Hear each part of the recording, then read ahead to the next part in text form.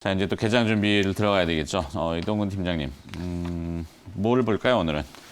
먼저 좀 말씀드릴 내용은 이제 그 미국의 인프라 투자와 관련된 얘기, 특히 이제 그 그린 인프라 투자, 그러니까 우리가 계속해서 뭐 바이든 대통령이 그쵸? 내일 또 의회 연설을 하죠. 네. 예, 사실 이제 그게 굉장히 중요한데 결국 여기서 그 두 가지가 가장 포인트인 것 같아요. 바이든 대통령 연설에서는 두 가지가 포인트인데 역시 인프라 투자와 관련해서 어떤 얘기를 하느냐. 또 하나는 요번에 이제 지금 시장에 화두가 되고 있는 증세와 관련해서는 또 어떤 얘기를 하느냐. 이 두 가지가 어떻게 보면 가장 큰 화두가 될 것으로 보여지고요.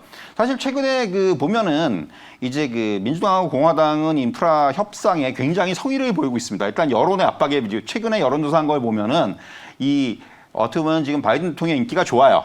그러니까 이게 뭔가 지금 이런 그 인프라 투자안을 내놓고 이러한 정책적인 방향성에 대해서 그러니까 사실 과거에 트럼프 정권에서 좀 약간 이런 그 불확실성 이런 부분들에 좀 사람들이 굉장히 좀 그 진저리를 내고 있다가 뭔가 이제 정책의 방향성이나 이런 거를 보고 나서 조금 이제 이런 쪽에 마음이 가는. 그래서 사실 이런 여론들의 흐름이 어떻게 보면은 지금 이 정치권에서도 이러한 그 인프라 협상 같은 부분들에 좀 성의를 보이게 하는. 근데 이제 앞서 말씀드렸지만은 이런 증세와 관련해서는 민주당 내에서도 지금 의견이 민주당 중도파 정도만 하더라도 이거 굉장히 부정적이에요.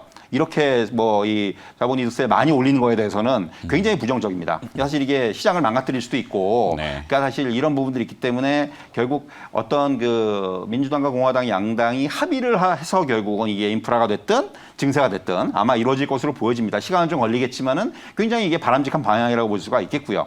그러니까 지난주에 이제 뭐 그 기후 정상회의가 개최가 됐는데 여기에서 이제 가장 중요한 부분들이 온실가스 감축 계획이라든가 기후변화 대응을 위해서 구체적인 협력 방안을 논의를 했어요. 미국은 2030년까지 온실가스 배출을 2005년 대비해서 네. 50%에서 52% 줄이겠다는 목표를 제시했고 그리고 2050년까지는 탄소 중립을 실현하겠다라는 의지를 표명을 했고요. 결국 이러한 부분들이 어떻게 보면은 그 지금 시장에도 좀 반영이 되고 있는 게 주시장에도 물론이지만은 이런 부분들, 그러니까 탄소 배출권 선물 가격이 지금 사상 최고치입니다. 네. 그러니까 이런 것만 놓고 보더라도 지금 이 각국의 어떤 정책의 흐름이라든가 이런 부분들이 이렇게 반영이 되고 있구나라는 걸 여러분들도 아마 느끼실 것이고요.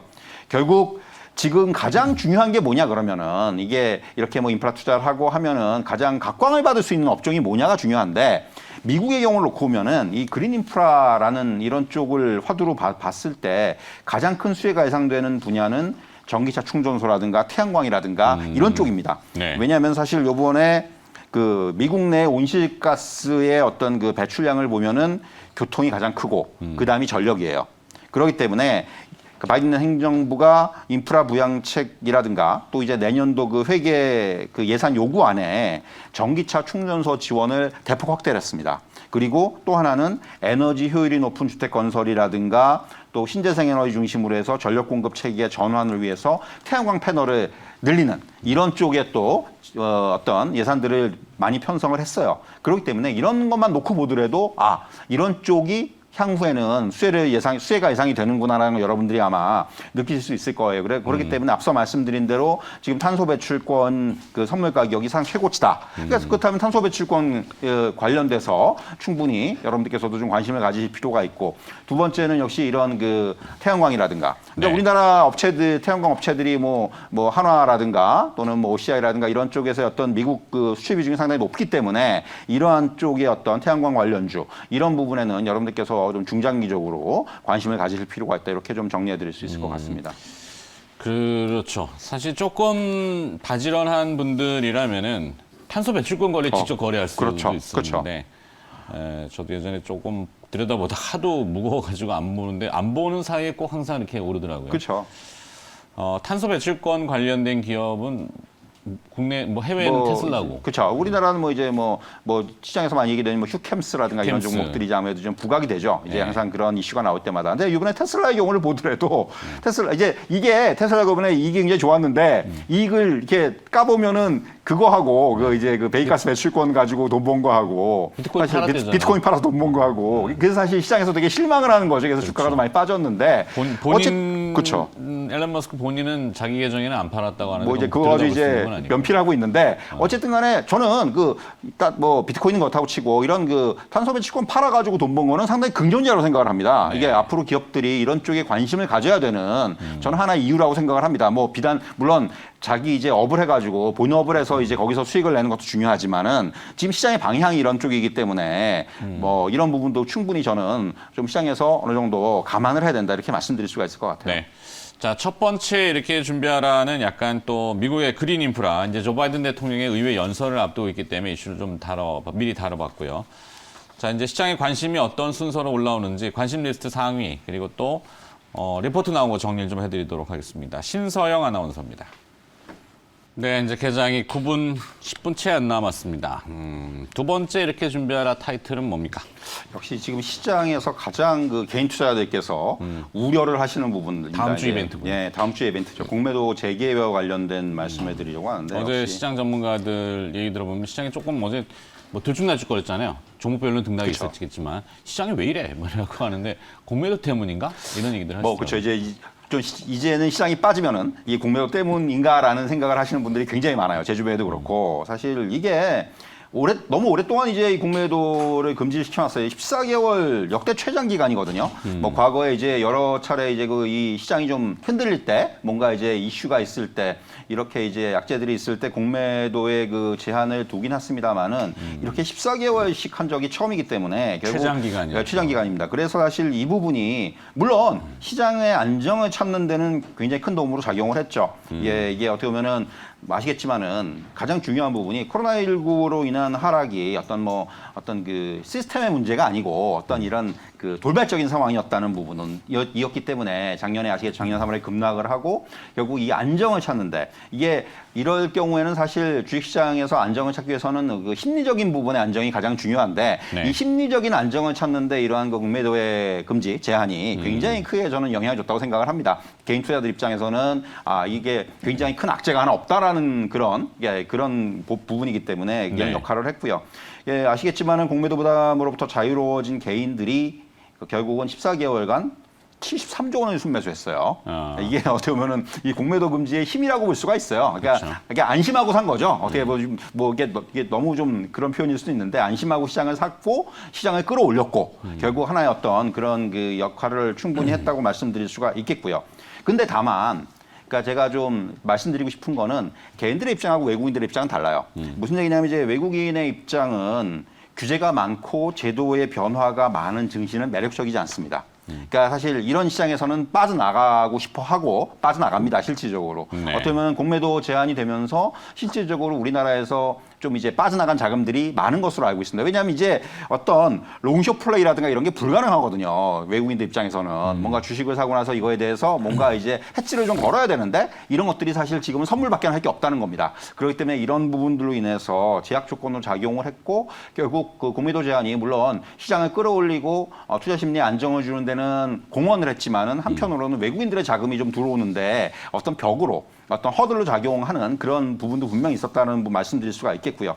앞서도 말씀드렸지만 지금 시장에서 좀 우려하는 대로 이 공매도의 재개로 인해서 단기적인 투자 심리 약화 나타날 수가 있어요. 네. 분명히 이게 우려하시는 분들이 많고 이제 공매도 재개되는 것 때문에라도 좀 팔아야 되겠다고 생각하시는 분들이 있습니다. 분명히 있기 때문에 하지만은 이게 결국은 어떤 시장의 정상적인 기능을 회복하는 저는 과정이라고 생각을 하고 정부에서도 사실 이러한 흐름 어떤 이제 공매도의 금지와 재개를 통해서 시장이 뭔가 좀 이제 시장이 어떤 기울어진 우리가 운동장이라고 하지 않습니까? 그렇죠. 이런 부분을 좀 개선하고자 하는 이러한 시도들이 나타날 것으로 보이기 때문에 결국은 저는 중장기적으로는 시장에 이게 절대적으로 영향을 주는 요인은 아니다라고 말씀드릴 수가 있겠고요. 다만 종목별로는 영향을 받을 수가 있어요. 특히 이제 이런 최근에 어떤 일련의 상승 기간 동안에 뭔가 펀더멘털보다 주가가 많이 오른 종목들이 많습니다. 그러니까 이게 이익이라든가 이런 부분보다는 아무래도 이제 수급이라든가 테마라든가 이런 쪽으로 해서 주가가 급등한 종목들이 분명히 많아요. 네. 이런 종목들은 분명히 공매도가 재개가 되면은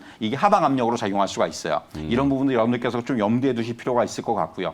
이제 공매도 금지 이후에 지금 사실 시장의 베이시스가 굉장히 비정상적이에요. 백오데이션에 계속해서 고착해 있는데 우리나라 증시를 보면은 컨텐코가 맞는 거거든요. 네. 뭐 이게 현물이 저평가돼 있기 때문에 그런 부분들이 맞는데 사실 이 부분이 이제 공매도가 재개가 되면서 조금 바뀌면서 시장이 좀 이제 그동안의 어떤 뭐 급등락이 나타났다. 최근에 어떤 한 달 동안의 시장을 보시면 여러분들이 느끼실지 모르겠지만은 시장이 굉장히 그 지수의 움직임이 과거 대비해서 굉장히 좀 그 등락폭이 적어요. 변동성이 적습니다. 그러니까 결국 이러한 그 변동성이 적은 이런 안정화의 흐름이 향후에는 좀 이어지지 않겠는가라는 생각이 들고요. 네. 또 앞에서 말씀드린 대로 결국 외국인들이 다시 우리나라 증시로 들어올 수 있는 하나의 환경이 좀 조성이 될 수 있다라는 부분은 시장에서는 뭐 마냥 부정적으로 볼 것이 아니고 좀 이제 좀 긍정적인 측면도 분명히 있다. 이렇게 저는 말씀드릴 수 있을 것 같아요. 네. 그러네요. 이 백워데이션이라는 게 계속 주류적으로 우리뿐만 아니라 미국 증시도 나스닥하고 그렇죠. 나서 선물이 뒤바뀌어 있거든요. 바뀌었죠. 그게 물론 미국은 이제 공매도 이슈는 아닙니다만 예.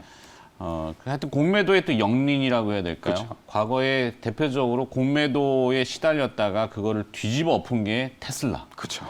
그리고 공매도 그러니까 지금 이제 14개월 동안 최장기간 공매도 금지가 지금 되어 있는데 늦게 시장에 진입한 주린 이분들, 주식을 처음 하시는 분들은 무슨 소린가 이렇게 하실 수 있단 말이에요. 그렇죠. 근데 공매도가 잠재적인 압박으로 작용할 것이냐 아니면 오히려 그거를 역으로 활용하는 급등이 또 나올 수도 있어요. 그렇습니다. 그렇습니다. 게임스탑 같은 것도 그렇고. 왜냐하면 지금 이제 말씀드린 대로 만약에 외국인들이 이제 시장에 좀 본격적으로 자금이 다시 들어오기 시작하면은 오히려 대형주 같은 경우는 저는 오히려 이게 외국인들이 사는 어떤 기회로 삼을 수도 있어 보이고요. 네. 그러니까 제가 앞서서 이제 이게 종목별로 좀 달라질 수가 있다는 말씀드린 게 결국 영향을 받는 쪽은 말씀드린 대로 이제 펀더멘털 대비해서 주가가 너무 급등한 종목들이 분명히 많습니다. 이런 것들은 분명히 이제 그 어떻게 보면 공매도를 타겟으로 하는 그런 뭐 투자자들한테는 굉장히 좋은 먹이가 될 수가 있어요. 네. 그렇기 때문에 이런 부분들을 조금 염두에 둘 필요가 있다. 이렇게 말씀드릴 수가 있을 것 같습니다. 그렇죠. 5월 3일이면 이제 다음 주 월요일부터 일부 재개가 되는데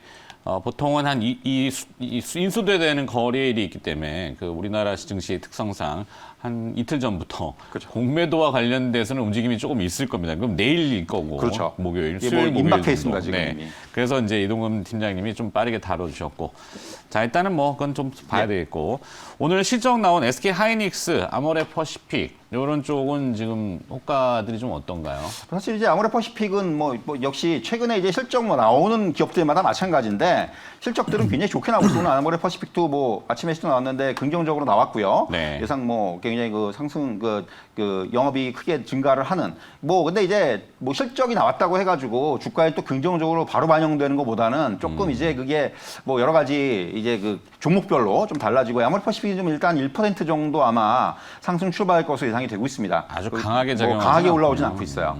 뭐 1분기 영업이익이 전년 동기 대비해서 한 200% 가까이 올랐는데 결국 어떻게 보면은 그것은 이제 가장 큰 건 기저효과죠. 기저효과죠. 작년 1분기가 워낙에 안 좋았기 때문에 네. 그리고 이제 뭐 온라인 채널 쪽에서의 어떤 고성장 기조라든가 중국에서의 성장세가 일정 부분 회복됐다라는 부분들 이런 것들은 상당히 어떤 내용 면에서는 상당히 긍정적입니다. 그렇기 때문에 뭐 충분히 향후에 이제 이러한 실적의 그 반등 국면을 좀 이어갈 수 있느냐 여부가 상당히 좀 중요할 것으로 보여집니다. 네. 자, 그 밖에 또 지수 전체는 보면은 우리도 뭐 크게 이 변동 폭이 오늘 넓을 것 같지는 않고 코스피는 약간 플러스 쪽. 그렇죠. 코스닥은 뭐 소폭의 네, 하락 출발 예상되고 이게 정도? 뭐 최근에 보면은 코스피가 조금 더 코스닥보다 우위에 있는 흐름들이 나타나는데 우리가 앞서 다뤘지만은 이게 어떻게 보면 가치주들이 지금 가치주들의 업종들이 최근에 시장을 좀 지지를 하는 이런 그 안에서 어떤 순환매가 나타나고 급등을 하는 모습들이 나타나면서 시장을 네. 지지하는 이런 모습들이 나타나고 있습니다. 네. 어제 뉴욕에서 역외 환율은 한 2원가량 반등을 했고요. 국내 서울환시는 어제 1,110원을 수송했기 때문에 오늘 환율도 또 한번 1,110원이 지켜지는지 여부 봐야 될 것 같습니다. 자, 개장 후에 다시 시장 접근합니다.